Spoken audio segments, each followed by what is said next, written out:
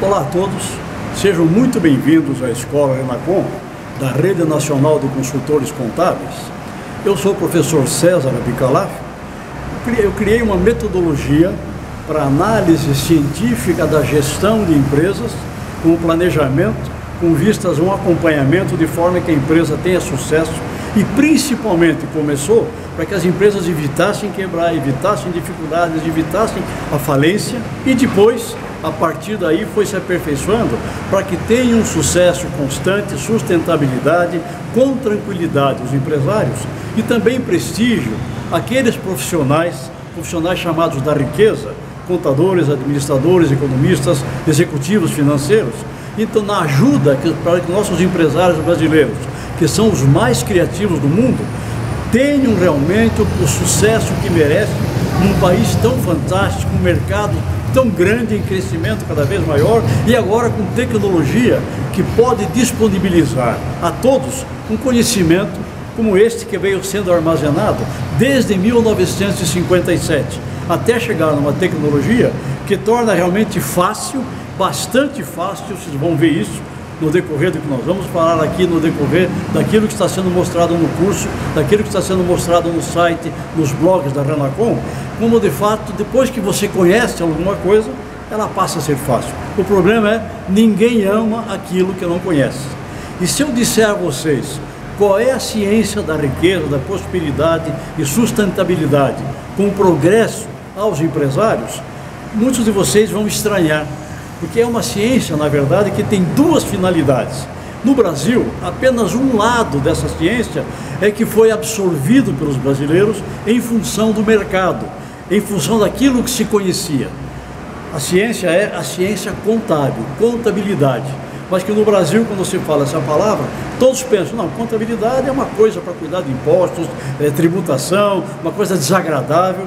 As pessoas que executam só trazem notícias ruins, guia de imposto para recolher e ao final um recibo de honorários. Raramente vem uma notícia boa, a não ser conseguir reduzir um pouco dos impostos, mas não é, de fato, uma conversa que agrade aos empresários brasileiros, tão criativos, tão cheios de energia. Por agora chegou a hora, graças às muitas pressões internacionais, que se criou a lei para a convergência da contabilidade brasileira para padrões internacionais, graças à pressão das entidades contábeis que viram que os seus profissionais, quase 500 mil registrados, mais uns 400 mil em 1.020 faculdades de ciências contábeis, além dos profissionais da administração, de economia, os executivos financeiros, precisavam realmente mostrar ao empresariado brasileiro o valor e a aplicabilidade dessa ciência. Então, há toda uma metodologia, todo um software que poderá ser usado via internet, de maneira bastante simples, para que os consultores apresentem e discutam com os empresários quais os caminhos possíveis. Vamos mostrar todos os caminhos para que a empresa desvie os riscos e alcance o caminho do sucesso máximo, ao mais alto grau, baseado na capacidade que eu sei, eu conheço, estudei a minha vida toda a história dos empresários brasileiros. E por isso eu vou contar um pouquinho, antes de chegar na metodologia em si, contar um pouquinho dessa minha história. Tudo começou no início de 1957, já faz algum tempo. Foi o dia em que eu comecei um curso em Curitiba, no Colégio Bom Jesus, que depois se transformou na Faculdade de Economia e Contábeis.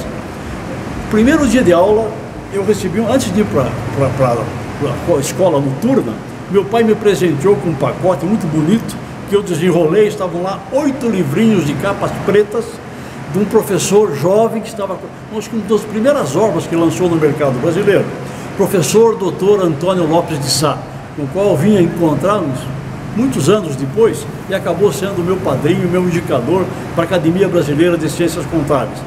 De início, quero prestar uma homenagem póstuma a este grande mestre, o maior mestre contábil que eu conheci e que muitos conheceram, tanto aqui no Brasil como em Portugal, Espanha, França. É um homem com mais de 200 obras escritas e que dizia que ninguém fez neste país a pesquisa que eu fiz. Como usar uma ciência de forma prática na gestão empresarial. Então, em 57, comecei a ler aqueles livrinhos e começou ali a grande paixão que acompanhou toda a minha vida. Depois de 1970, comecei a lecionar na Faculdade Contábil de Administração e Economia, na FAI, então em Curitiba, nos cursos de contábeis, administração e economia. Mais tarde fui para os cursos de pós-graduação e mais finalmente em cursos à distância, um dos pioneiros em curso por internet, baseado em toda essa pesquisa que começou lá em 70 e começou de uma maneira muito triste. Começou com 3 suicídios de empresários mutuários do BADEP, o Banco de Desenvolvimento do Paraná, e que eu, como auditor, deveria fiscalizar. Quando lá os bancos tinham descoberto que descobria coisas que nenhum auditor descobria. E até perguntaram qual a causa de eu conhecer tanto sobre empresas, que não podia vir apenas dos cursos que eu estava fazendo. Então, de fato, começou porque eu tentei montar uma empresa, uma livraria, uma editora, por várias razões. Primeiro, que eu me sentia um sujeito muito inteligente. Sempre tirei as maiores notas na escola, sempre em primeiros lugares. Eu achava que isso me credenciava a ser empresário. Apareceu a ideia de montar uma empresa, resolvi criar.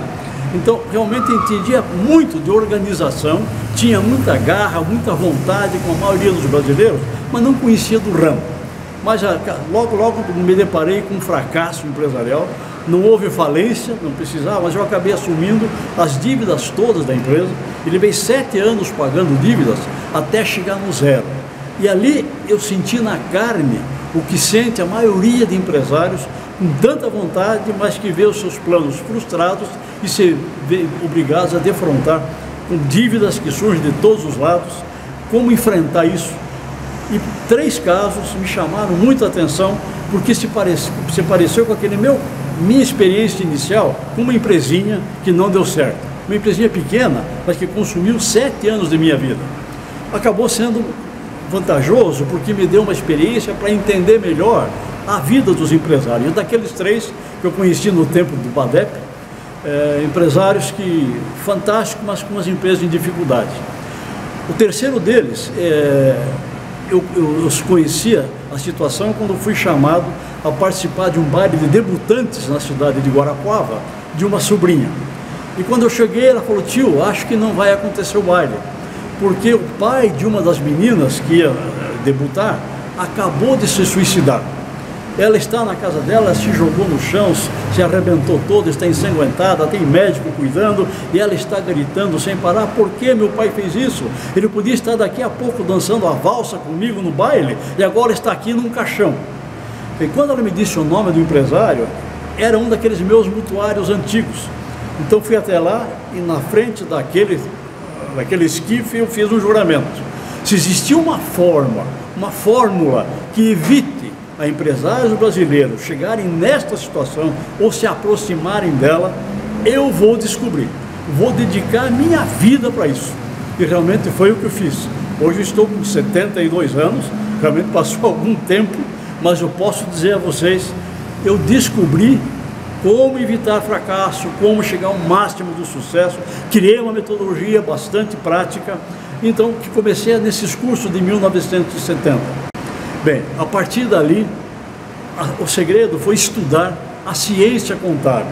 Quer dizer, o professor Lopes Sá, nenhum das dezenas de membros da Academia Brasileira estudou tanto quanto eu as mais de 3.000 fórmulas científicas para análise de gestão e descobrindo quais dessas fórmulas poderiam mostrar de maneira prática como evitar caminhos que levem ao precipício e como encontrar caminhos que levem ao céu. Então, 3.000 fórmulas, depois testando nas empresas do BADEP, centenas de empresas, eu acabei assumindo a chefia da equipe de auditores do banco, então conduzi todas as análises de empresas em todo o Paraná, e que o Paraná passou a ser uma amostragem do Brasil, que eram todas as empresas de todos os ramos, de todos os portes. Então realmente foi uma excelente amostragem e ali comecei a perceber o porquê de tantas dificuldades. Me lembro de um empresário que era conhecido como moribundo itinerante, porque ele nasceu lá, a empresa dele foi financiada na cidade de Ribeirão Claro. Passado um certo tempo ele fechou a fábrica lá, veio para Londrina. Mais algum tempo fechou a fábrica em Londrina e foi para Arapongas, a cidade com os nomes de pássaros. Bem, eu era um empresário da minha área que estava em situação de dificuldades. A diretoria me chamou, falou: Bicalaf, vai lá vê se você descobre o que está acontecendo com ele, qual é o problema, se o banco ajuda, se nós damos mais dinheiro ou se a gente executa a empresa. Mas você tem uma coisa, você tem que descobrir: por que essa empresa e outras tantas estão fracassando?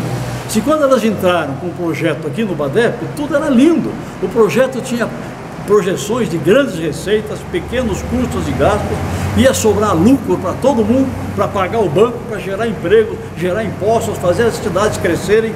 Então, projeto fantástico, projeto maravilhoso. E por que as pessoas estão aí? A maioria, na verdade, dos mutuários do BADEP, naquela ocasião, estavam em dificuldades. Mais de 90% lutando como doidos para vencer, para levar avante o projeto que tinham iniciado e apresentado ao banco para o financiamento. Aquele empresário, o mutuário itinerante, quando eu cheguei, ele disse: olha, eu vim aqui da parte do banco para analisar a situação da sua empresa e ver se eu descubro o porquê, o que está acontecendo. Ele foi até a frente da fábrica, eu me lembro bem, sentou na própria calçada e começou a chorar. Ele dizia: César, eu não sei o que acontece comigo, eu tenho uma fábrica de meias, o meu produto é bom, o meu produto é extraordinário, eu sei fabricar como ninguém, eu vendo toda a minha produção, eu não venço, tudo que eu fabrico eu vendo. Outros, meus gastos não são grandes, porque eu, na verdade, quem mais trabalha comigo é minha família, minha mulher, filhos e tal. E eu não recolho nem os impostos deles, então meu custo é livre. E por que eu estou sempre em dificuldade? Não consigo pagar nem vocês, não consigo nem pagar a prestação do BADEP. Bem, começamos a estudar, fui conhecer a fábrica por dentro e uma coisa me chamou a atenção. Eu vi centenas de pequenas máquinas com agulhazinhos pulando para cima e para baixo. Falei, ali é a fábrica de montagem das meias. Mas eu percebi que a todo instante tinha uma pessoa substituindo uma agulhazinha na máquina, depois ia para outra, daqui a pouco ia para outra máquina. O que é isso? O que ele está fazendo? Não, ele está substituindo as agulhas porque elas quebram muito. Eu digo: peraí, quantas agulhas quebram por hora, por dia? Ah, não sei, é uma porção. Vamos começar a fazer um registro de quantas agulhas quebram por dia? E começamos a anotar só na quebra de agulhas, que ele não percebia, achava aquilo normal, mas não fazia o custo dessas agulhas. Já estava ali uma grande causa de o lucro não ser tão alto quanto ele imaginava. Depois, os prazos em que ele comprava os seus fios, as tintas, prazo curto, prazo em que ele vendia as meias fabricadas eram mais longas. Então, uma série, aí foi fácil descobrir quais os caminhos, o que aquele empresário poderia fazer para evitar aquela situação. Então, ó, teu problema é esse: está comprando com prazo muito longo, está vendendo com prazo muito curto, as agulhas quebram muito. O que se pode fazer para melhorar isso? Bom, posso tentar mudar de agulha, ela é mais cara, mas será que ela é mais cara, o valor mais alto não compensa a quantidade das outras que quebram? E fazendo as perguntas, ele foi encontrando as soluções. Vamos colocar isso agora no orçamento, daqui para adiante. Quanto você acha que vai faturar por mês? Quanto você acha que vai gastar por mês? Em que prazos você fatura? Em que prazos você paga?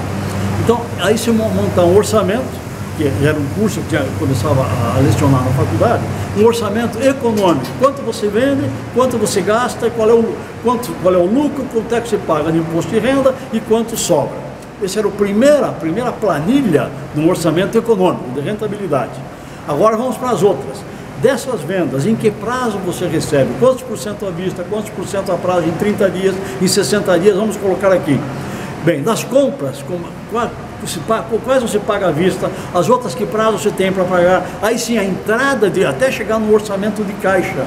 Os estoques, quanto se mantém em estoque, em que prazo você paga, quanto tempo esse estoque fica lá, depois as contas a receberem, em que prazo você recebe, as despesas fixas, as variáveis, quais são, quando vence, quando é que tem que ser paga, até chegar num orçamento com uma coisa que pouca gente ensina aqui no Brasil, com um balanço projetado. Então aí sim, com a ficha número 1, que era o orçamento econômico, e depois a partir da 2, até chegar na ficha 8, a ficha número 8 era o orçamento de caixa, entradas e saídas, empréstimos, resgate de empréstimos, e aí ficha 9, compras de imóveis, correções, até chegar na 10, que era o grande segredo, o balanço projetado. Então aí sim, nós tínhamos um balanço antigo, eu tinha o primeiro orçamento, que era um demonstrativo de resultados projetado, e a ficha 10, que era todo um balanço projetado. Agora era fácil jogar naquelas fórmulas que eu havia selecionado dentre mais de 3.000. Bem, na verdade, 220 fórmulas no início, aumentaram um pouquinho depois, mas que abrangem as 3 situações de uma empresa: patrimonial, financeira e econômica. Eu vejo de repente pessoas se encantarem com um indicador, EBITDA. Todo mundo quer medir o EBITDA. Tudo bem, maravilhoso o EBITDA, o lucro mais as despesas que não se paga, chega no que sobra, tudo, mas isso é pouco.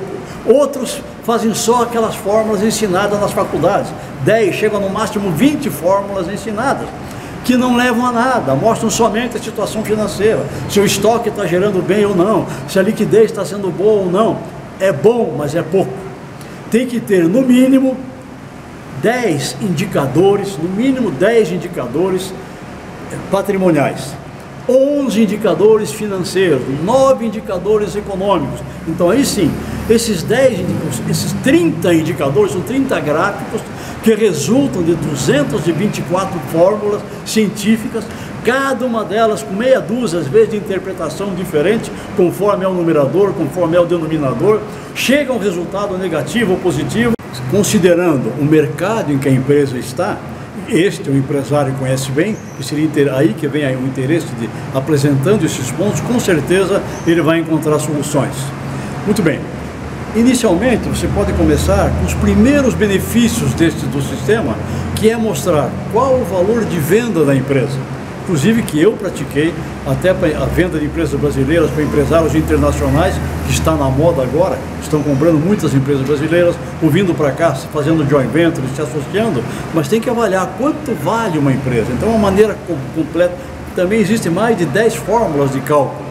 Aquelas que os empresários internacionais aceitaram, essa está na nossa metodologia.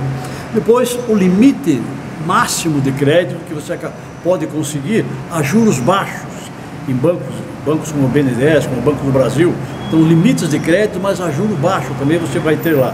Outra, existem também dezenas de fórmulas para mostrar se uma empresa está começando um caminho que pode levá-la a uma situação de dificuldade.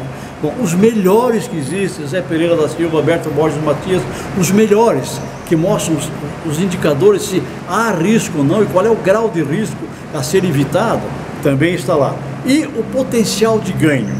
É matematicamente possível, é cientificamente possível prever que se você subir os 30 degraus e fizer aquelas reduções que estão marcadas 100%, 75%, 50%, com certeza a matemática científica você chega àquele valor que ali é projetado. Essas podem ser as informações iniciais que o empresário tem. Depois as 30, o diagrama do POM, margem, giro, onde atuar. Se você tem alguma dúvida, por favor acesse o nosso canal de contato aqui embaixo. Se você gostou desse conteúdo, compartilhe no Facebook, no Twitter. Muito obrigado, até uma próxima oportunidade, se Deus quiser.